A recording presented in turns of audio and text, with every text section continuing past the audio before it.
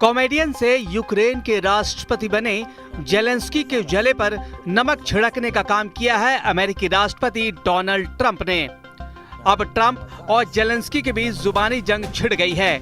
Trump ने Zelensky को तानाशाह बताते हुए रूस के साथ युद्ध के लिए कटघरे में खड़ा कर दिया है। ट्रंप ने जेलेंस्की को एक तानाशाह तक बता डाला है और कहा कि अमेरिका से 350 अरब डॉलर लेकर जेलेंस्की वो जंग लड़ना चाहते हैं जो वो कभी जीत ही नहीं सकते। ट्रंप ने कहा कि यूक्रेन में जेलेंस्की चुनाव करा लें तो सब साफ हो जाएगा। ट्रंप के हमले के बाद जेलेंस्की ने पलटवार किया है। जेलेंस्की ने कहा कि ट्रंप झूठ की दुनिया में जी रहे हैं जो रूस ने तैयार की है। Хтось хоче мене поміняти прямо зараз, то прямо зараз ніяк не вийде. Я би так сказав.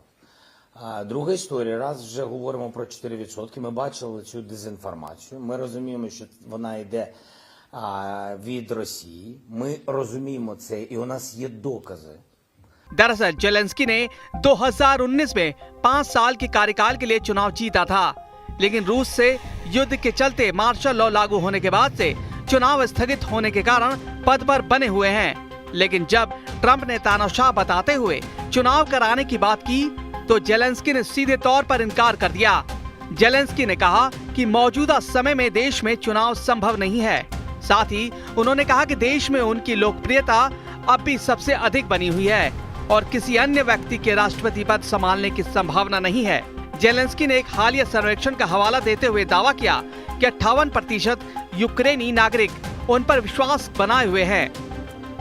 उन्होंने ये भी कहा कि रूस जानबूझकर गलत सूचनाएं फैला रहा है कि उनकी लोकप्रियता में गिरावट आई है और ट्रंप भी इसी भ्रामक जानकारी के प्रभाव में आ गए हैं।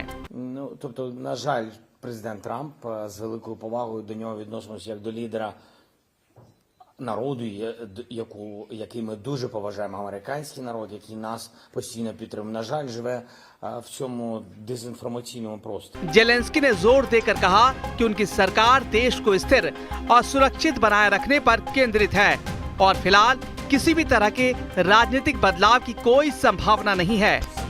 दोनों नेताओं में ये तनाव सऊदी अरब में अमेरिकी रूस वार्ता के बाद हुआ।